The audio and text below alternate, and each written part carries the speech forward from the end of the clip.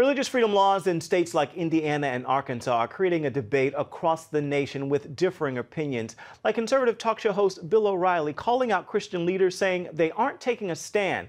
Joining me to give his insight on the matter is Christian leader Bishop Harry Jackson of Reconciled Church. Bishop Jackson, you're engaging the culture when it comes to this debate and other issues in America. In this case, would you say O'Reilly is correct? I think that he is correct, but he called out the wrong people. He mentioned some names, such as Pat Robertson and other people, simply saying, hey, where are they now? But essentially, we have a church that is falling asleep. I believe that if you take a stand, sometimes there's a backlash. Years ago, when they were debating the gay marriage versus traditional marriage issue in Washington, D.C., I was living in the district at that time. I had death threats, people slipping notes under my door, people following me through the city. The police even had to have a special surveillance of the place that I was living. It was an awesome, pressure-filled time. I went on O'Reilly Factor at that point, and he told the nation that folks had leaked my physical, personal address all throughout the region. Well, that's one of the reasons why people don't speak up. There are three things the average pastor fears more than anything. Number one, that he is going to be made a spectacle of on social media or in various avenues electronically these days. Your career can be over and ended in just a matter of days if you're seen in the wrong light. So they've got that fear. Secondly, many times within our congregations, there are people that sit there, they want to be encouraged, they want the word, but they don't want to be mobilized to do a lot. And so it really puts you in a precarious situation. Some pastors have been fired because of all that. And then third and finally, I believe that we're living in a day in which we have to come together in unity, like the Reconciled Church movement that you talked about earlier, that if we collaborate, we work together, then it's hard to pick out one person in the front of the line and take them out.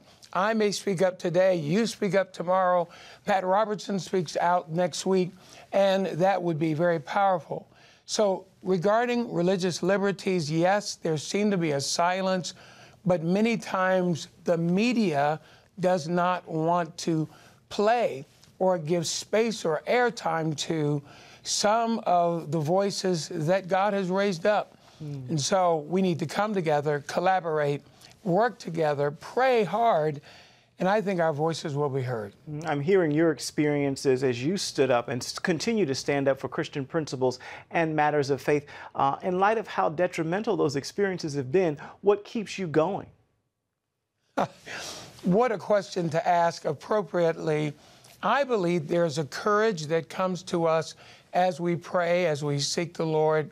I cut my teeth on watching things like Christian television, like the 700 Club, looking at people like Pat Robertson, John Hagee, many others, and their example has energized and encouraged me.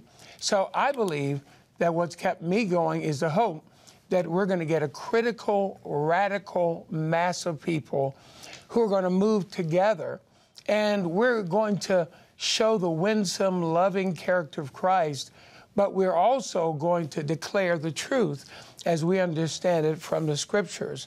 So I think for years we've been working at telling the truth, at being a conscience to the nation.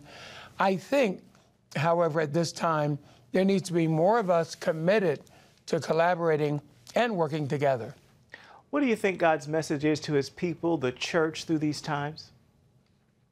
Well, I believe that there is a message we shared on the 700 Club called the crumbling shield, that is the message, that the shield is crumbling, and God is saying to us, wake up, I want to move on your behalf, but I need a critical mass of Christians. As it was in the days of Abraham, as he cried out to God about Sodom and Gomorrah, The Lord would have spared the whole culture if he had a critical mass, just 10 righteous men.